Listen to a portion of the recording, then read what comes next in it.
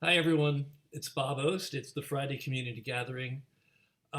It's September 17th, and Broadway opened. Yahoo! Uh, Kind of amazing, isn't it?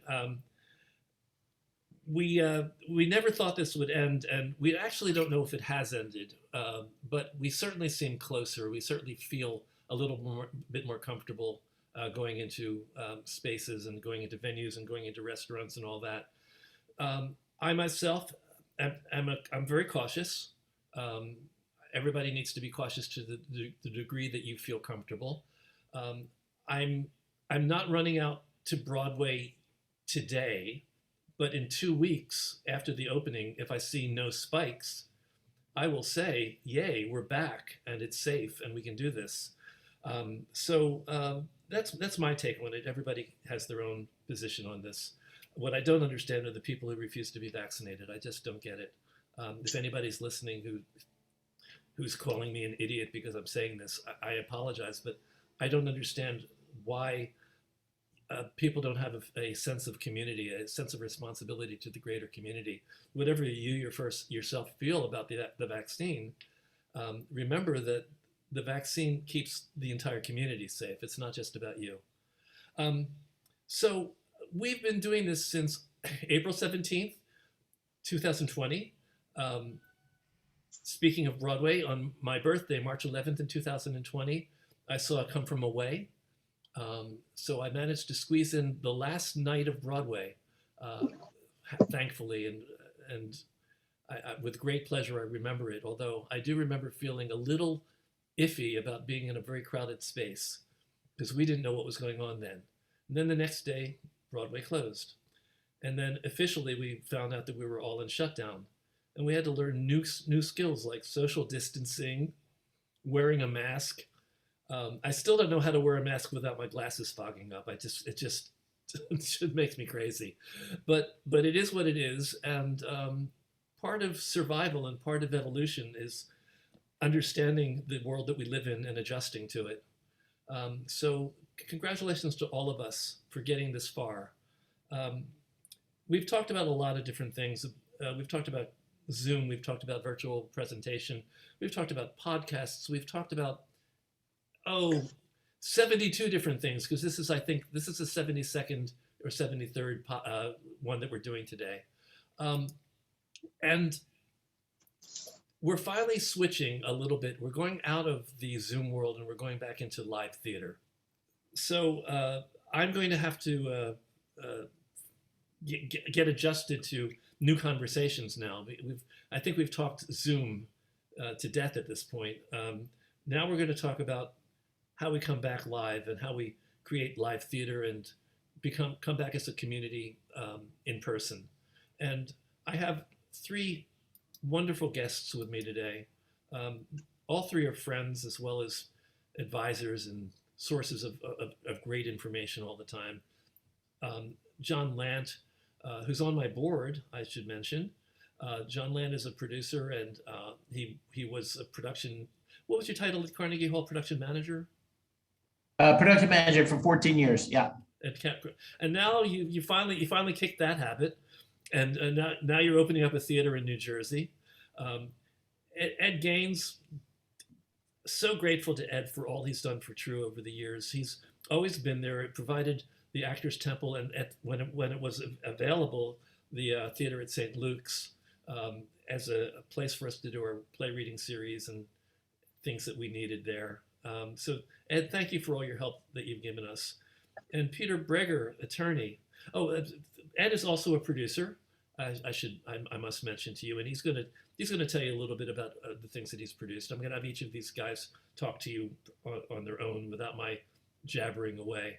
But Peter is a friend and an attorney and a source of information about anything legal, because he's one of the most beloved entertainment attorneys in our business. And so I'm honored to have him with us. So John, why don't you fill in some of the blanks for us about who you are and what you've done, and then I'll have Ed do the same, and then Peter do the same.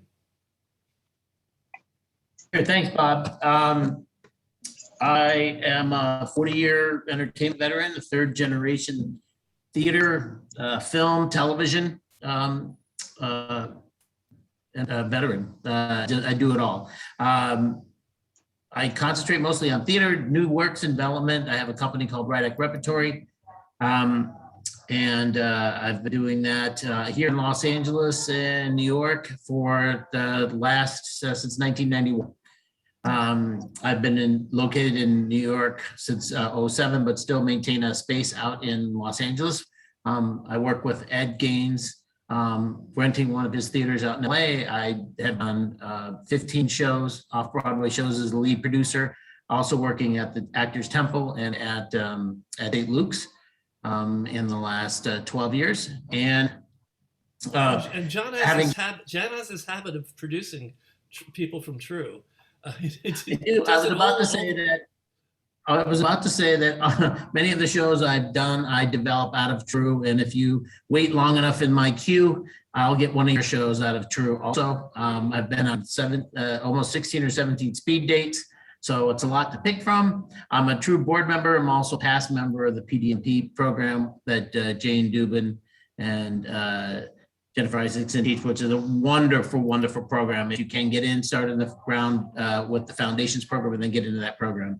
I've been a big fan of True for a very long time because they do develop and I do a lot of consulting work for people that had come through True. So I'm really into moving on to the next generation and the current generation of theater artists and playwright. That's kind of my specialty. Right now, working on Mrs. Warren's Profession with David Stoller's Ingle Group, which is a wonderful production here.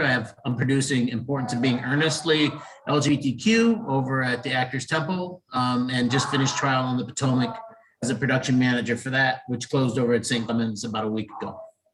I'm directing the filming of Frankenstein. John, I've been wanting to interrupt. Do you have any more light, because you're in the dark? Yeah, that's you're more visible back there, but we won't hear you. If I move back to Cleveland, would that be better? No, I just thought I'd ask because I don't know if you want to be. No, I'm so sorry. I just moved into an office here at Art Space New York, over at 528th Avenue. So it's my new office. So now you're in Art New York. We love Art New York. Yeah, it's a great place. Said hi. Ed, so fill us in on what you've been doing too. What I've been John, doing. we're going to come back and we'll talk about some specifics. Well, just try to make this quick. My background: I started as an actor on television at the age of 7, on Broadway at the age of 8, and then eventually morphed into being a producer, theater owner, and general manager. And I've been operating Actors Temple Theater now for 16 years. I operated St. Luke's for 15 years until they closed it. And we've been open since the beginning of May with different productions at Actors Temple Theater. And we'll talk about how that's been going, I guess, at some point. Yes. Yeah, and I'm also curious about what happened with St. Luke's. If you can talk about that as well. I want to talk about the impact of the pandemic in general, and basically how we've survived it and what we've learned from it and what we're going to take moving forward. Peter, the thing I didn't mention about you, which is kind of key, is that you are also the guy that runs the Off-Broadway Alliance. So you should be. We should assume that you're pretty well hooked into what's going on off-Broadway. Yeah, I think that's right. Okay. I'm an entertainment attorney, specialized in theater. He's an entertaining attorney too. That's very nice. And I'm, as Bob mentioned, the president of the Off-Broadway Alliance, which I imagine most of you are familiar with. It's an organization of off-Broadway theaters, producers, general managers, marketers, who come together to promote off-Broadway and to help develop off-Broadway and new producers and productions. I'm a former theater owner. I ran the Venerable Actors Playhouse. I used to call it the beloved Actors Playhouse. It is beloved by me because it's the only place where I ever had an off-Broadway show. It has an honorable history. I ran it for 12 years and produced plays there and around the country. And what else can I tell you? I think that gives us a pretty broad, I think that gives you background. an idea. Yeah. So basically, Oh, and I've participated at the invitation of Jane Dubin in her master classes. I'm proud to say. there you For go. true. So guys, I want to give you. I want you to give. I know there's things that you want to talk about, but I want you to give a little thought to what has changed in Off-Broadway. Well, even before COVID, we're looking at new models for producing Off-Broadway. And I'd like you to talk about that a little bit, especially you, Ed. You've created a model that has been one of the more viable models that anybody's found for making Off-Broadway work. Off-Broadway used to be the incubator for theater. It used to be where we basically raised our playwrights and raised our performers and raised our directors. It was where they came and worked. It's become a harder place over, I think, in the last 10 years. But tell me if you agree with that or not, Ed. Has Off-Broadway become noticeably different in the years that you've been? Certainly in the last 20 years. I mean, I go back to Off-Broadway in the 50s as an actor, and the 60s and the 70s, and it was feasible then. The costs were under control. Now costs have gone crazy, and that's one of the reasons why about 15 years ago we started utilizing for equity productions the periodic performance agreement, which made it possible to make a show work. As Dorothy said, Sisters ran for 9 years and probably would still be running if not for the shutdown, only because of that periodic performance agreement. It's very, very hard to run a show 8 shows a week with the attendant expenses. Would you basically lay out the terms for everybody of what the periodic performance agreement is? If you're doing equity production, you pay by the performance, so it's obviously less. The bonds are less, the pension health payments are less, and what we discovered is that the amount of business you do in 8 shows a week, you will do the same amount of business in 4 shows a week, and that's a fact. It's just spread out more, and if people want to come and see your show, they will come whenever it's playing. If they don't want to see it, they're not going to come. It's like Yogi Berra said, they don't want to come, you can't stop them. Well, I was going to go to John, but I think John's still working on this. I'm here. Okay, John. So a couple things about you. You've been producing actively and assiduously, and then what happened for you when shutdown came? How many shows were you in the process of running? Well, we had three shows running off Broadway that March, and we had 2 shows in Los Angeles running at that time. So we had a total of 5 shows that completely shut down. And what was your initial response when you realized that we had to close? Well, first it was, is this really going to be a 2-week or a 3-week or a month? Yeah. We had to. We paid the actors out their contracts for a month, and then we said we will let you know when we're back, just to put them on a hold. But we did want to honor the fact that it wasn't their fault, obviously, that we had closed down. So we paid out their contracts for a full month. We've been in contact with them since. Some have come back, some have left the business completely. As we started with a different show, Importance of Being Earnestly, and then but we're looking to bring back Wicked City Blues. We're filming Frankenstein because that's been an option for us. The other show, Swing, it was a big cast. It was a cast of 20, so that's probably been put on hold permanently. The 2 shows in LA will open up again in January. So what did you do during the shutdown? I mean, you basically you opened a theater in New Jersey. Right. What else would somebody do during a shutdown? So tell us a little bit about that journey.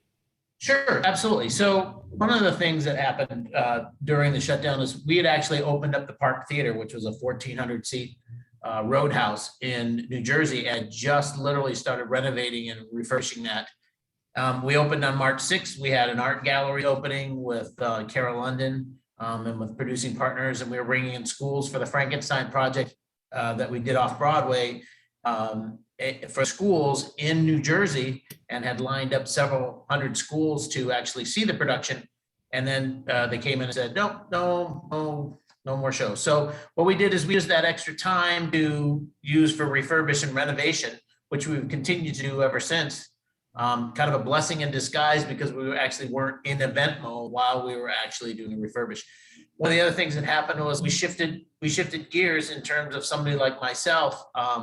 I was lucky enough to be the first COVID compliance supervisor on the first New York production, which was The Flight Attendant for HBO Max. And we were the guinea pigs right out the gate of a brand new world called COVID compliance, which has exploded and obviously is still in place. So I have a team of people that I use that do off-Broadway shows, film and television. So it's a brand new world with that. So it's been an interesting thing. It's mostly stage managers that have been displaced. I used a bunch of my stage managers and took a bunch of technicians that went to training courses. Theater people really do have a great understanding of how much work and how much effort it takes to put out a production. So it's really a nice sidestep for those people, Broadway level, off-Broadway level, to actually move into the film and television world, which is a completely different world. And so that's what we did. Fill in one blank. Jane Seaman wants to know where your theater is in New Jersey. Oh, it's, Union City, the Park Theater in Union City, New Jersey. Okay, so the other thing that I would say had an impact on you. Well, let me. I'm Peter. I'm going to come to you. I'm going to get to you. Don't worry. I am. But Ed, you had to close the theater at St. Luke's. Question: would that have happened without COVID, or was that something that was because of COVID? No. The rent there was very, very high, and I obviously couldn't pay it with no income. They were shocked, of course, and then they decided. Their church council had a lot of different views and ideas. Some wanted to open their own theater. Some wanted to do weddings. Some wanted to do good works for the public, whatever. So it seems like they are trending back into being kind of like a humanitarian operation, helping theater is humanitarian too. Yeah, well, they like the money. They like the money. Oh, that. Yeah, but really what I spent most of the shutdown time doing was trying to keep my theaters open. The 2 theaters in New York, of which I managed to salvage 1, and I had 4 theaters in Los Angeles, which I lost 1 of them because the landlord decided he could get more money with a retail tenant, which he could.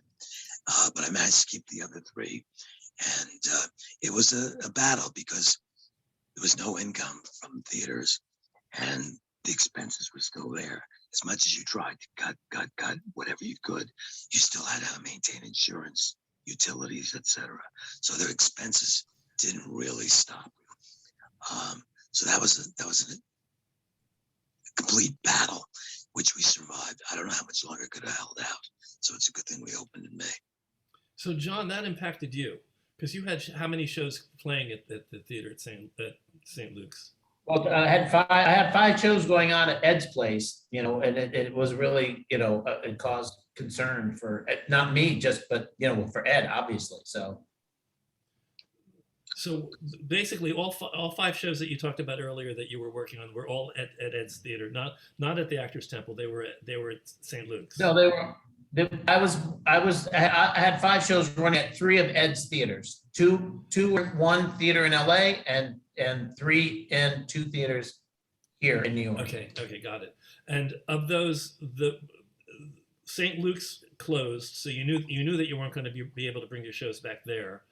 So did you spend COVID perhaps looking for new homes for these pieces? No, we didn't. I've honored our relationship with Ed. I've had a great relationship with Ed, and there may have been other opportunities, but our show fit there. So there was no reason to move it out once it came out. I wanted to make sure that we honored the relationship. That was been the most important thing, has been my relationship with Ed. I'm confused because I'm talking about a theater closed where you were running a show. So it wasn't going to open up again because it closed. Right. It closed. So yeah. There's no theater there. There's no theater there anymore. Right. There's no theater there. Right. So what happened to those shows? That's what They I'm trying closed. Okay. They So they closed just because they closed because they don't fit. Our shows were big shows. The reason we were at St. Luke's is because our shows fit in St. Luke's. So they didn't fit at the Actors Temple. But didn't Frankenstein, weren't you planning to do it in New Jersey at your new theater? Yes, that's what I was saying. That's why we're filming it now. We have a different point to be able to do that show in that space. Okay. And so the responses were, I'm just trying to give a lot logic to this. What can we all learn from what you've gone through? You lost your theater. You have to find another plan. One of the shows you started recording. Yeah. So the other plan was we moved into what the new frontier is, which is we're going to be able to do our live theatrical version in a live stream. So we were able to find a home and a life for that piece that closed in New York. So I encourage people that if they've had shows that were mid-production to close, is to use this brand new thing called live stream and find spaces and find opportunities that you can do that, as another platform. So that's what I learned. It was good to know that I didn't have to close the show permanently. I could move my show and have an outlet for that show. So Peter, you're probably the person that I can ask about this. Well, a couple things I want to know from you. Well, first of all, you probably have, I would think, have a broader overview of what theaters have been impacted and how by the shutdown. Which shows, what theaters have we lost? Have we lost many that you know of? I don't know, besides St. Luke's, which are gone now. Do you, Ed? I don't. Well, Eric's theater, the Playroom. Playroom Theater. Right. Okay. But that was a sort of a development. Small one, yeah. A 74-seat space. And actually, that's an interesting thing. There's a new theater, right? Eric's new theater. 555 West. 555 West 42nd Street, which is the old Pearl, right? And also, was it Upright Citizens Brigade? Yeah, Upright Citizens, then the Pearl, and before that, Signature. And Eric himself actually was the first person who started building it. Right. And that's an interesting, odd space, right? It's very wide. It has almost a Broadway-sized stage in terms of width. And then, but only 160 seats. What? Yeah, only 160 seats. Right, only 160 seats. But there's a show getting ready. Actually, I'm involved with a show that's getting ready to open there shortly. That's the Andrew Cuomo Revenge Show. That's not the title. But not Cuomo's Revenge, but it was scheduled to go up like 6 months from now. And then when the news broke on Cuomo, the producer said, okay, now's the time. It's about how badly Cuomo behaved before people knew how badly he behaved. Such a disappointment. After that, Eric has a whole schedule of his own shows he's going to do. Right, he's going to bring Romeo. When you ask about, so that's an interesting story, Bob. There's a new off-Broadway theater as a result of it, and the trend. I mean, we didn't need COVID for off-Broadway theaters to close. They've been closing over the last 20 years like crazy. Well, that's what I was going to say. There weren't that many to close. There weren't that many to close anymore. Right.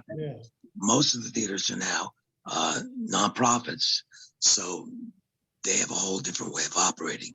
But if you are a commercial producer and want to rent an off-Broadway theater, you don't have a lot of choices. You got New World Stages, West Side Arts, Theater Center, Actors Temple in Midtown. I think that's it in Midtown. Yeah, it's very tricky. And then there's, you can squeeze in, some of the nonprofits will rent limited runs, right?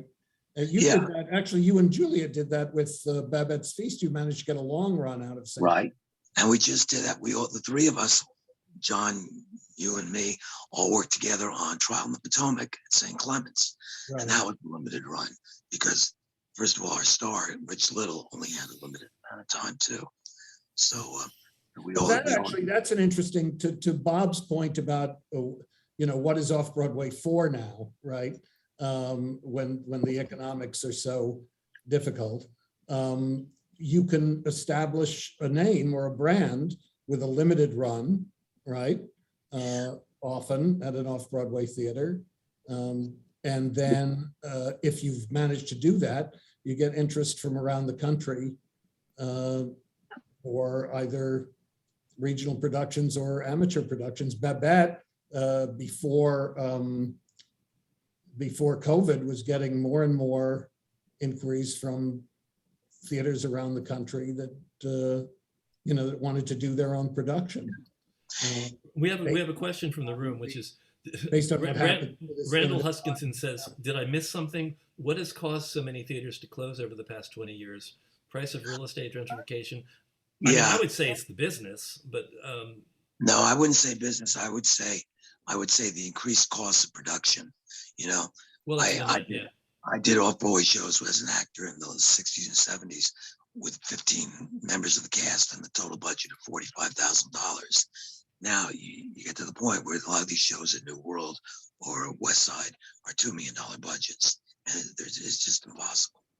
It doesn't make sense. So Randall, I think the extrapolation here is that since there were it's so hard for a show to find a way of surviving in the economy of Off-Broadway, there wasn't that much product, and it became harder and harder for the venues themselves because they weren't getting their rents. Well, the theaters were generally booked. I mean, my theaters were always booked 52 weeks a year. But then that goes back to Randall's question: why have theaters been closing? Well, they were closing for reasons like, for example, like the Promenade Theater, which I actually opened in 1969. That theater just could not maintain its expenses, and they had a landlord who raised the rent. They put a Sephora in, and it's the larger Off-Broadway theaters that were uneconomical and couldn't make it work. It's a smaller Off-Broadway. If you're doing Off-Broadway, it has to be small Off-Broadway. If you have a big show, you might as well raise a little more money and put it on Broadway, because it won't economically work. Just to finish up what Peter was saying. Actually, I lost my train of thought, so go ahead. Peter, back to you, Peter. Oh, well, I don't know. I was just saying that again, working off your point, Bob, if the goal, right, or rather the goal of in the 90s, Off-Broadway they were building, that's how New World got built. Everybody thought Off-Broadway was going to be a boom town, a gold rush, because it was the hottest thing going, and Off-Broadway shows were making money all the time. And everyone was very excited. Now, it didn't last very long, but it was fun while it lasted and quite excited. And everybody thought this was a new renaissance. So the idea right then was you were going to produce it Off-Broadway and you were going to make a commercial success Off-Broadway.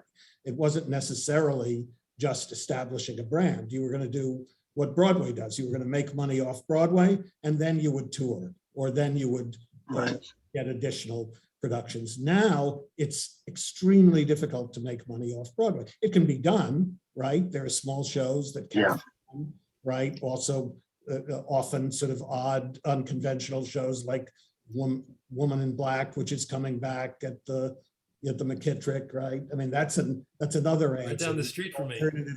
Alternative spaces, right? But what you can do, and what I've seen a lot of my clients do, is just decide, okay, we're not going to concern ourselves about whether we're going to make money on this. This is our capital budget. We're building in a certain amount of running weeks into it, and we're just going to get up and running, do the best we can, spend what we have to spend. If it's a musical, we're going to toss a cast album into the marketing budget, right? So we don't have to worry about the show being a success and demand for the cast album. We're going to get the cast album out first and let it help promote the show. And then on the strength of that, will get tours. Emoji Land, which was scheduled for a short run at the Duke, right? Actually, the Duke is another small theater, right, in Midtown. It's a nonprofit.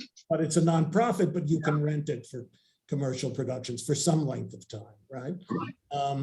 And so the Duke, the Emoji Land went into the Duke. They spent a fortune. I mean, they spent over $1 million, and it was very produced, and it got mixed reviews, but it was, a lot of people got a big kick out of it. We're excited by it. It had to close on March, whatever it was, March 13th, when everything closed. But it ran long enough and made enough of a splash so that there are now Asian productions in the work and national tours in the works. And the producers think it's gonna pay off, pay the investors, and 40 years. So that's an interesting model where you're deciding, almost like the producers, you're deciding in advance. You can make more money by with a flop than a hit.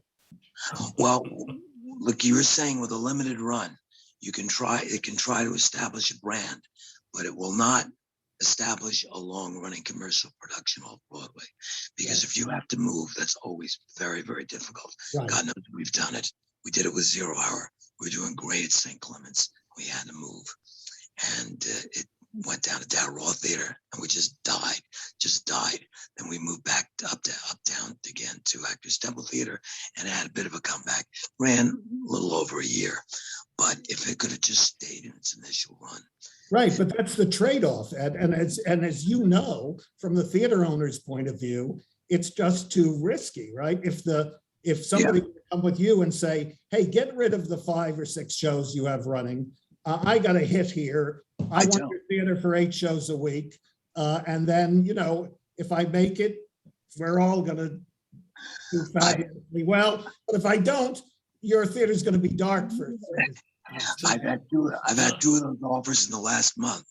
I know. John had his hand up. So John, I wanted to. I was gonna say on that point, I mean, I've been in a situation where Ed's been in the same situation where a company's gonna come in and they say, we're gonna take it all, and they take it all, and then they flop, and then you absolutely have nothing on your schedule, and then you're down for a month. And so, the way that they operate there, where there's always a constant turnover is the right way to do it. And that's why we have a rep company. That's why we're always in the midst of 2 or 3 shows at the same time. So our company is never in a state of a frozen state at all. I was going to say something else. As a production manager, the disparity that used to be between the Broadway and the off-Broadway used to be also within the production, not only the production costs, but also the production personnel.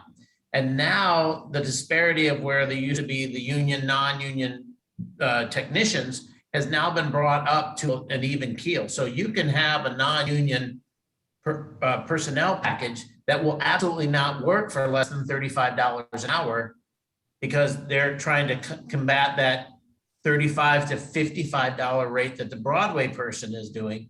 Before, we would get kids out of college and grad students who would work at a $15 to $18 an hour thing to gain experience to become a journeyman or to take the test, the union test.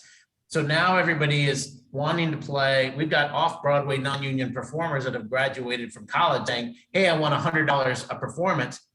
And even Equity doesn't, on a periodical contract, doesn't even give $100 a performance. So, well, let's talk about the Equity contract for a second. Peter, are you aware of the new Equity Off-Broadway contract, and can you tell us a little bit? Yeah. I mean, I don't know. I'm not intimately involved with it, but my sense of it was that it was a trade-off, and Equity was pushing hard, but in the current environment, the producers insisted on getting a contract, early before the reopening, right? Yeah, I want to just make a comment about that.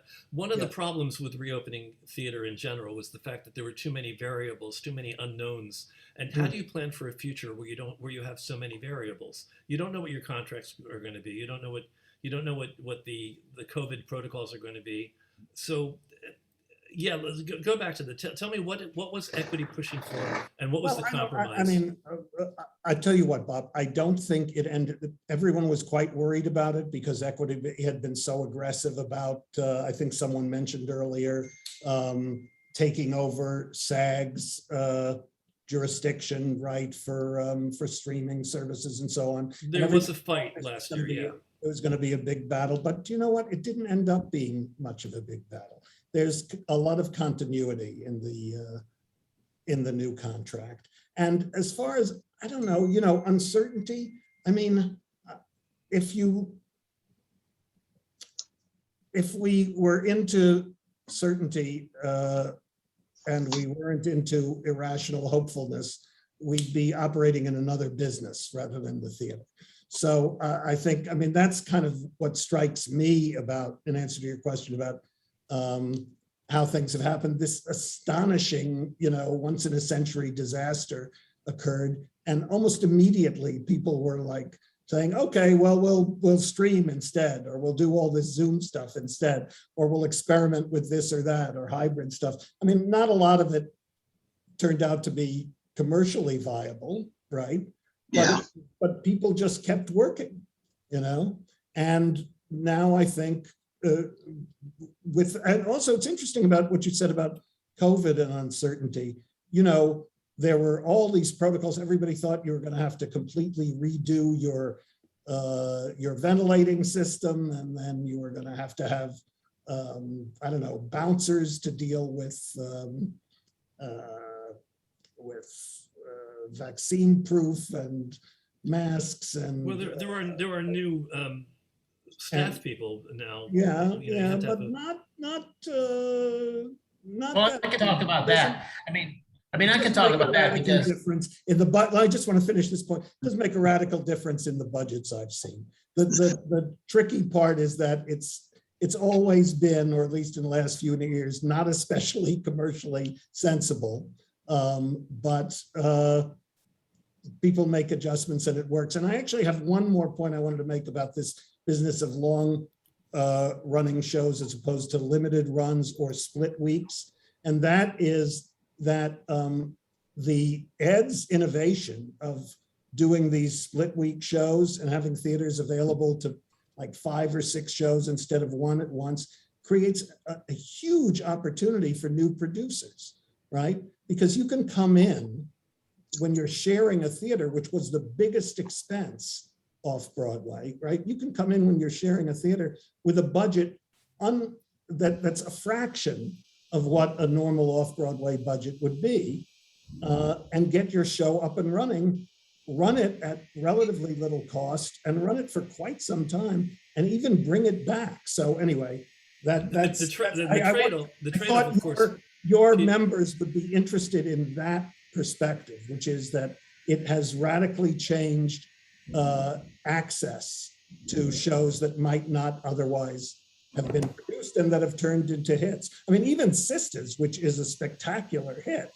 right, managed to be produced with much less risk for much less money, and then it took off, and now it's coming back. So there you are. I just want to say that the trade-off that everybody needs to be aware of is that you can't have an elaborate set. You have to design your piece in a way that it can fit with 4 other shows in limited storage. John, about that, remarkable things have been done. Yeah, that is really true. This is really true. We've had pretty intricate sets. There was a play at St. Luke's a few years ago that was a kitchen set that had a working sink, stove, an oven, a full-size refrigerator, all that goes with it, and it all came apart and was removed in 15 minutes. So yes, but it has to be designed so it can do that. Well, yeah, but it can be designed. That's still the same thing, no matter how you design it. That's why we meet with every new designer who comes into these theaters and says, okay, this is how you have to do it. You can't have to make it be able to be taken apart, not one giant monster. I'm going to make two comments. Number one, there's another reason I produce at the Temple and I produce at St. Luke's. It's because I can do multiple shows, as Peter was saying, and I can get a fraction of the cost, more the theater in the box, where I can produce a show for $100,000, and I don't have to spend $400,000 on a show. So I do my own designs and I work with my own designers. So if I know I'm coming with I have 4 shows running at Ed's Place at times, at 3 shows constantly, because I was able to design in my mind what it would be. Ed's always here for when a John Lance show comes in, because he's like, how many's in the cast? How many costumes are you bringing? And how many vans are you going to have to unpack, or trucks are you going to have to unpack every time, John? And that's the first question out of his mouth is, how many people are in the cast? Where are we putting the costumes? So it can be worked out. And as long as you have somebody who's clever enough to be able to do that, or work with a producer who is able to be able to figure out Ed's model or those type of models in the multiple shows in one space, then you can do high production and you can do high production value. All of my shows have lasted at least 10 months. Frankenstein was 2.5 years. It gives you the ability for licensing and to get it as a commercial calling card for yourself, to get out there, for writers to be able to get their pieces seen for over a long time. Nobody in Middle America cares. If you say I ran a show for 10 months off Broadway, they don't know you ran a night. They don't know if you ran it 3 nights. They don't know if you ran it for 5 weeks. They know that you ran it for 10 months. That's all they care about. So that's an advantage. I'm working, and go ahead, Ed. No, I was just gonna say, in addition to Sisters with 9 years, we've also had amazing long runs. Black Angels of Tuskegee ran for 10 years. Danny and Sylvia ran for 3 years. My Big Gay Italian Wedding ran for 5 years, and on and on and on. Rain Pryor's one-person show ran for 1.5 years. Fried chicken and latkes. Long list. I can't even think of them all right Yeah, so there is an advantage to that. I'm running a show right now. It's an off-Broadway contract, mini contract for us. So I can speak a little bit about the COVID stuff right now in terms of the rules for equity and rules for the unions. I mean, we're working in, there's 2 kinds of different spaces, vaccinated or an unvaccinated workspace. Right now, equity is requiring the vaccinated workspace, which is everybody must be vaccinated, be able to come into the work area, or what we call Group A, which is our actor circle and creative circle. Those people that are not have to have a PCR test, which is a test that have to be sent out to the lab, not your rapid antigen test, but a PCR test before we're allowed to have anybody within our, what used to be called a bubble. It's in our group or in our zone. Sometimes you hear them called a zone. So we're working at Theater Row, which is a vaccinated workspace, which means you have to prove that you're coming in. There's a mandate now that says if you're indoors, you have to have vaccination. So, you know, they're working within those parameters. Our particular company works within that they have to have a test once a week. So for their protection, it's not a requirement, but we're making that a requirement for the safety and protection of our actors and those people that are working within that. We have a COVID team. It's myself and 2 people. And so we work in shifts to make sure actors come in and out of the rehearsal space. That's done here at Art Space New York. That's where we're here. And so we're in a lockdown room. We've rented the studio. We've taken the extra precaution to do that. And then once we move into the theater, we're in the theater too, which nobody has access. And it's changed because there's no things like meet and greet. The press events all have to be run through. We're working with David Gersten. We had a big, huge press event. You know, I have to come in and make sure everybody's tested, the photographers, David, all the actors, anybody who's coming in have to be tested. So there's a coordination with that. Can I just clarify something? So there's 2 things we're talking about. Proof of vaccination and also tested, because somebody could have a proof of vaccination, but they still need to be tested to make so they're not carrying the COVID. Correct. So the reason we do a weekly test is so that we are able to track anybody who may be in contact with somebody who was asymptomatic. So it gives us a borderline for our cast and our creative team, and that's how we approach it. Not all companies do that, but that's how we're approaching it. So equity does have a very a standard and a bar that they've set for every producer that has to have, that wants to do a show, and they have 2 different tiers of how you approach that as a producer. I always suggest, we're living in a world of masks. I'm saying go to be the vaccinated world that you're going to be in, And, and then each theater has its own policy. Our particular policy is going to be everybody in the audience wears a mask. If they're vaccinated, then once they're in the house, that's up to them, but we strongly suggest. And we've actually pulled house seats to make sure that they're far enough away. There's rules in terms of spacing from equity's perspective. Are there? That I'm not aware of, because I thought that the shows that opened up in Broadway 2 nights ago were pretty packed. Yeah. In terms of the number of seats, in terms of distance from the actor perspective. So, All right. So the front row has to be far enough away from the actors on stage. Yeah. The ventilation system. Let me go back to the point I was trying to find out about earlier, which is, has it in any way affected noticeably the budgets or the run? Absolutely. Absolutely. A small production. We're in a typical situation. What I've been looking at for the Broadway in particular is anywhere from 7 to 15% in terms of budget increase. Okay. Yeah. So that's on a low end. It depends what the show is, musical versus others, because in a musical situation you have to do things with your microphones. You have to do things. It's a prop heavy show. You have to do things with props and double props. So it depends on what your show is. We're a 6-member cast that everybody has their own props. There's an exchange of props. We're not running microphones because it's a play.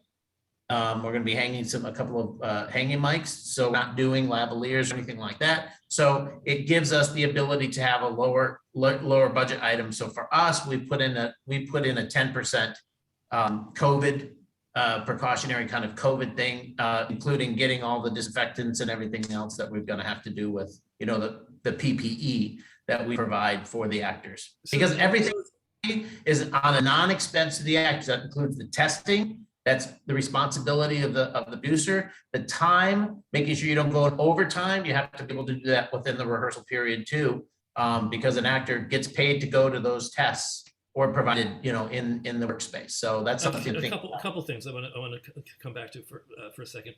First of all, are there free? Is the testing free?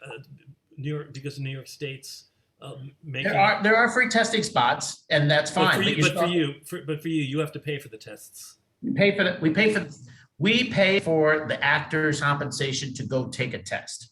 So if the actor has to go take a test, that's an hour that's deducted from their rehearsal time during the week. So do you have a contingency plan if one of your actors tests positive and you can't do the show? Absolutely, yeah. We had, matter of fact, that this company has understudies that are ready to go at any time. So they also tested and also in the room. So they work within our group, and so. But yes, we had this company never normally has a multiple tier of understudies, but it does in this particular show. So yeah, that was an additional cost. So okay, so that makes more sense. That makes sense to me. Okay, I want to go back to Peter, and I want to fill in a little bit of a blank that we never really talked about. Can you tell us what Off-Broadway Alliance does, and whether anybody in this room would want to be a member of it, and how they would join? Well, John is a member. Ed's a member. I'm the treasurer. You're the treasurer. Ed's a board member. That's right. I don't know. We have monthly meetings in which we discuss plans for Off-Broadway. There are a bunch of things that we normally do that we haven't been able to do in the past year. And what are those? Oh, Jane is a member. Jane Dupin is a member. Let's see.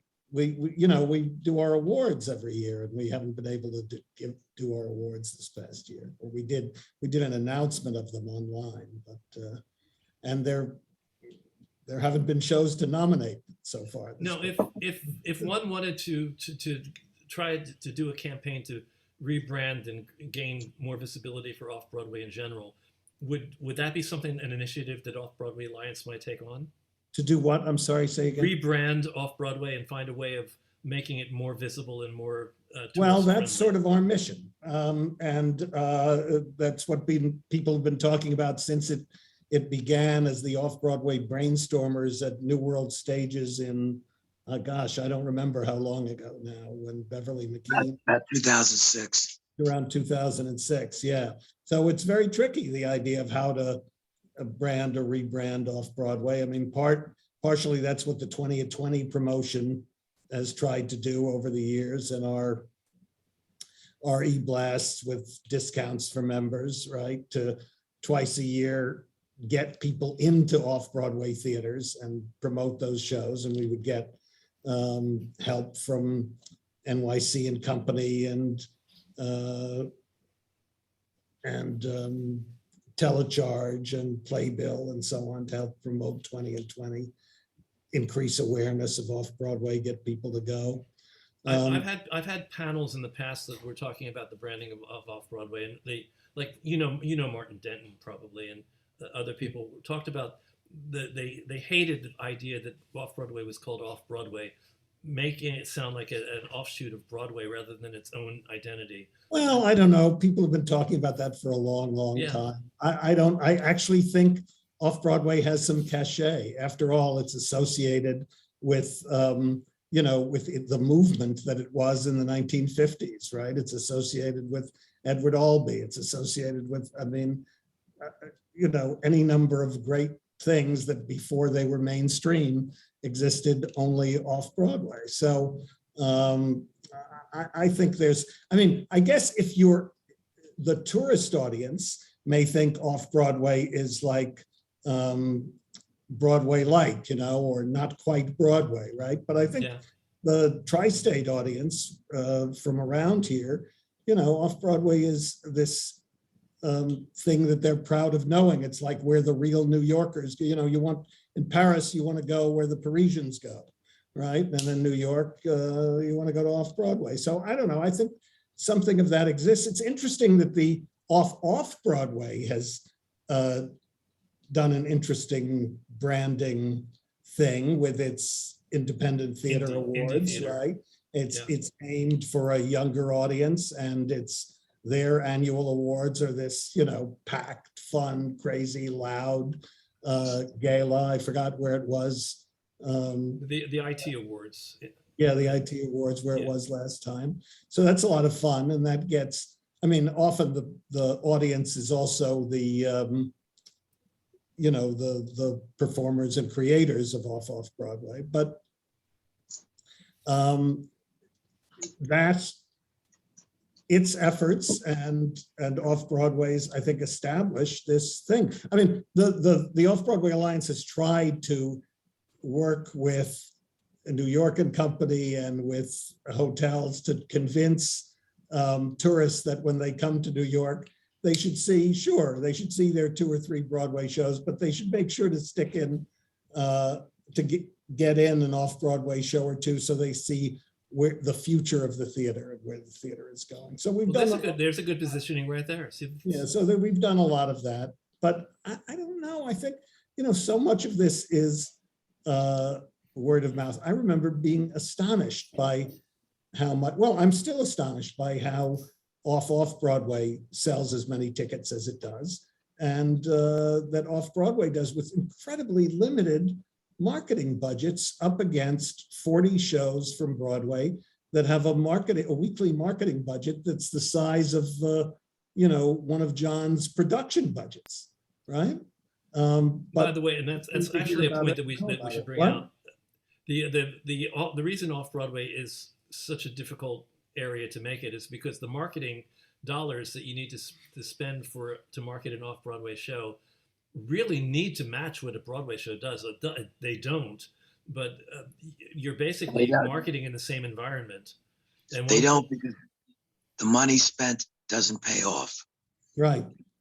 That's why you don't see any display ads for Off-Broadway anymore. Hell, you hardly see display ads for Broadway.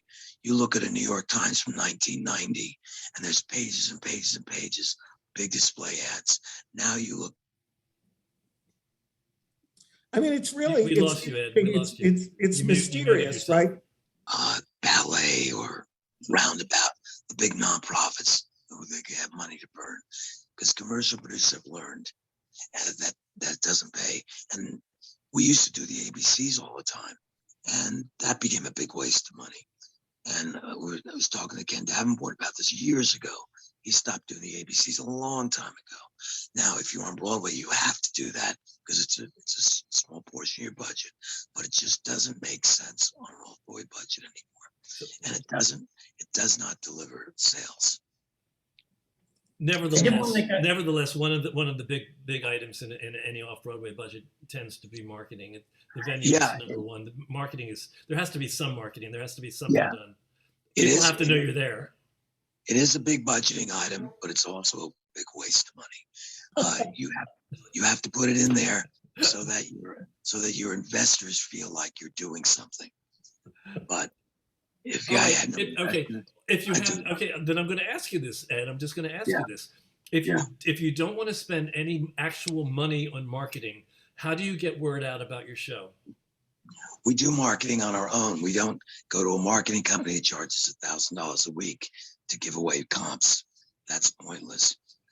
There are effective things you can do, which are basically things like maximizing the various discount outlets, etc. Then you have to rely on your press agent that gets all the listings out, tries to get some articles or something. And then of course it all comes down to word of mouth. And you got to get it moving, and you got to have enough time to develop with some word of mouth. And the title alone is a big deal. If you have a title that is catchy, for example, when I opened Danny and Sylvia, Danny Kaye musical, it ran for 3 years. I never spent 1 cent on advertising. The original title was Danny and Sylvia, a love story. And I told the author, we got to make it Danny and Sylvia, the Danny Kaye musical, or we're going to be dead. So he finally agreed. It helped that he had Alzheimer's, but he agreed. And then we started just selling like crazy. I can give you other examples. The title is to me, the biggest marketing tool. And I remember the story you told me about Friends, which I think it's one of the most remarkable stories. They didn't do press. They didn't do advertising, and they didn't do marketing, right? Am I remembering that correctly? They sent out a press release that got picked up by Broadway World, and in the first 24 hours, they sold $300,000. So I'm going to move because we're at 6 o'clock. We're at 6:01 now, and there's a couple questions from the room, and also I want to encourage everybody in the room to do a virtual hand raise. Look in your no, John, let me just talk to the room first. Look in your reactions, click the reactions at the bottom. You'll see a window open up. You can put a virtual hand raise up so that I know that you want to ask a question, just like John just did. Or put a question into the chat. I do want to get to Randall Huskinson's question in a second, but John, I'll give the floor to you first. Okay, I just wanted to say to Peter and Ed and anybody who's out there listening, the reason I joined Off-Broadway Alliance is because of these conversations. It's the same thing I joined True for, is that you do get an opportunity to actually at the OBA to talk to people who produce on Broadway and people that produce off Broadway, and to be able to sit in a room and just discuss everything we're discussing right now amongst ourselves to help each other out, because Ed's success is my success, is Peter's success, is Jane's success, is Bob and Martin's success. So I just want to let everybody know that that's the reason I joined those organizations, is so that you really do get to have an opportunity to listen to a lot of people that have great amount of knowledge in different areas and being able to help package your show together. That's it. Thanks. So Randall wants to know, for the future, do you see an appetite to secure new spaces for Off-Broadway during this period when there is reportedly an abundance of commercial space in Manhattan? Do you think that I don't know do you think that could work, but do you think that there will be interest in people creating new spaces? It's very expensive. There are a lot of people who've been looking into that through the last few years. Myself, I probably about 10, 15 years ago, I spent months and months looking at every church, every synagogue, every conceivable place that could put a theater in. And most of them had problems. Either the capacity was too small or whatever. So it's just not easy to find. And a lot of people that we all know have announced plans to do that. And it just somehow never happens. It's not easy. You got to deal with the building department, the city. It takes money. Not easy. Although it's I guess the initial question is: Do we agree that there is a lot of space available, commercial space available now. I mean, it seems to be, because I've seen a lot of places that have closed. Oh, yeah, there are definitely commercial spaces available. But I was going to say, Bob, that one of the things that happens where you don't need quite the investment that Ed is talking about, and also where you don't need to worry about the long-term prospect, is producers looking for alternative spaces to just put a show in for Yeah. some period of time. And there's a lot of that happening. And since not every show needs a proscenium arch, right? Right. The challenge with the alternative spaces is getting equity approval on them unless you use non-equity casts. I mean, a lot of the answers that we keep coming back to have to do with just not using equity, because equities made things very complicated. I mean, I know their heart's in the right place, but from a producer's point of view, it's sometimes very hard to make things viable. Well, most of the shows we see now are non-equity. Okay, let's see. Dave Krakowski, you have your hand raised. Hi, thanks so much for a great discussion, gentlemen. I have a question about how a producer who is willing to produce like 3 or 4 shows and have a split schedule can be approached by a writer who would like to be part of that kind of arrangement where we don't have to fill every seat every night, but maybe 1 a week or 2 a week. So how do you fill your dance card? Well, it's not a producer who does 3 shows. There's a different producer for pretty much every show.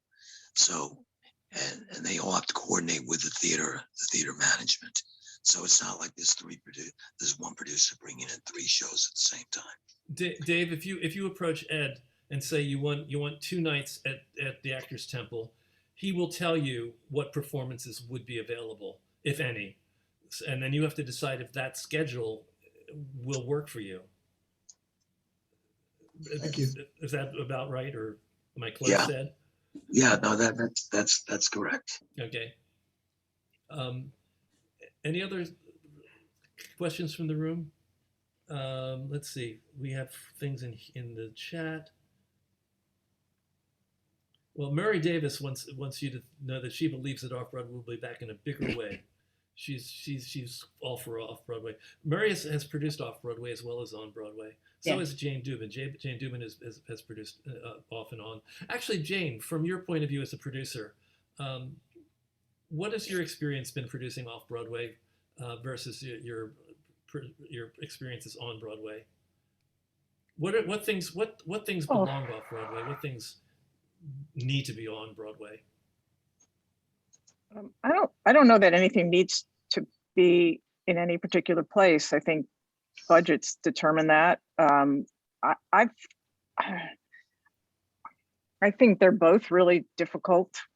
I don't think one is more difficult than the other. I think Broadway is just bigger budgets and oftentimes bigger losses because there's more money to lose. I've done Broadway shows that have returned off Broadway, and it's still difficult. People don't seem to want to go as much to an off-Broadway show, even though it's a Broadway show. I've done solo shows off Broadway. I've done solo shows on Broadway. I think it's just all really, really difficult. I think the thing that off Broadway offers leaps and bounds over Broadway is the intimacy of the experience. That's why I like to see plays off Broadway. For that reason, you're right there. Even if it's not quite as fancy and highly produced as on Broadway, you're dealing with the root of the play, which is the words and the actors. You don't always need a chandelier or a helicopter. You oftentimes you use the chandelier and the helicopter to mask other deficiencies. I mean, that's the production values are what people who are coming to see a Broadway show are coming to see big, fancy production values. And sometimes the shows that started off Broadway, which many do, many of the plays in particular start off Broadway and then move to Broadway, and then they get sort of dwarfed by the production values and lose some of that, the big successes that they had off Broadway. Hopefully not the case with Dana H. and Is This a Room, which is sort of taking the model where I'm the co-producer, which is sort of taking the model of the piggybacking or shared theater concept and putting 2 plays into the Lyceum Theater, each averaging 4 shows a week, with the idea that, as Ed said, if you have 4 shows a week, they'll fill the 4 shows the same way that they would have filled 8 shows at half capacity. They'll fill 4 shows at full capacity. That's the theory anyway.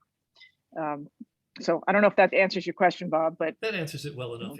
Yes, I just wanted to have a little discussion about it. And Walter, you're going to be the last question, so I can release these people to their lives. Okay. Anyway, one urgent question is, have you run into issues of being sued because of COVID? The person that works on the COVID specialty stuff, was it Bob? That was John. John has been Yeah. a COVID. I don't Yeah, know. is I he don't know if still there? anybody. I don't know if anybody can No. sue a theater. The liability, equity makes you also sign a waiver in terms of the liability, as well as each of the producing companies that I know that work with an equity contract have all of the actors sign on. We actually have a policy. We cast several members that were unable to be a part of our production because they wouldn't get vaccinated. And so the company policy was, if you're not vaccinated, you can't get cast. So, and you have to sign this liability thing that releases us from that liability of COVID, because you don't know, we'll do the best of our ability to protect you from COVID, but you could just get COVID out on the street, so that was. How can you make a definite correlation between going to the theater and getting it? You can't. So I don't think that's a liability issue. Thanks. Not that I'm aware of. I haven't heard anything like Peter that. would know better as a lawyer. Okay. Yeah, Peter, as a Thanks. lawyer, what would you say? If somebody's giving you a hard time about it, give me a call. Okay. All right. There you go. There's an answer. We do have You're another right. question. $400 an hour. There it is. Jane Seaman wants to know, and this probably would be mostly for John, I think. Any interest in using the outdoor venue at the new little island off Manhattan? They have that outdoor amphitheater. Is that a space that you would ever be interested in using? I absolutely. Listen, I take what somebody gives me and then I design a show that can go into whatever that particular menu is. Somebody had asked about commercial things. I think it was Randall. If the commercial properties are open and they want to give them to free, then I'm your guy. It's going to go in and build. I've built 8 theaters. I'm going to build a theater. If I build it, they will come type of mentality. So if anybody out there wants to give me a free building, I'll build it for somebody else. Okay, so we've covered a lot of area. I'm not sure we've covered everything that could be covered, but we've certainly had a good, stimulating conversation. I want to thank you, Peter and Ed and John, my friends. Thank you for being with me today. And I want to thank everybody who's here and just remind everyone that we do this. We've been doing this for free. For pay what you can. Please consider paying something if you haven't joined as a member, or consider joining True as a member. That would be really, really terrific. We're still okay, but donations have decreased over the past couple months, and I got to do something to get them stimulated again so that we can stay healthy and thriving. We have been healthy and thriving through COVID, so that's a fun fact. And one that is all due to the community and the support that we have from everybody out there. If you want to go to donate to True, there's a easy link that Joe Nelms made for us. It's called TRU Donate, truedonate.com, truedonate.com, trudonate.com. So if you want to help us out, go there. Otherwise, keep coming back, keep being part of the community. Love having you all here. Love having people from all over the world. Love the fact that we got somebody in Nairobi today. It's like, whatever. I mean, we've gotten Malaysia, everything from Seattle to Malaysia. So again, thank you to the community. Thank you to my YouTube listeners. Consider joining us on Fridays at 4:30. You can email me at trunltd@aol.com, trunltd@aol.com, and ask to be put on the Zoom list, and you'll get your Zoom invitation and be part of the community every week. We're sort of leaving shutdown, but I can expect to be continuing these community gatherings indefinitely. I would be very sad not to have an opportunity to meet all of you every week.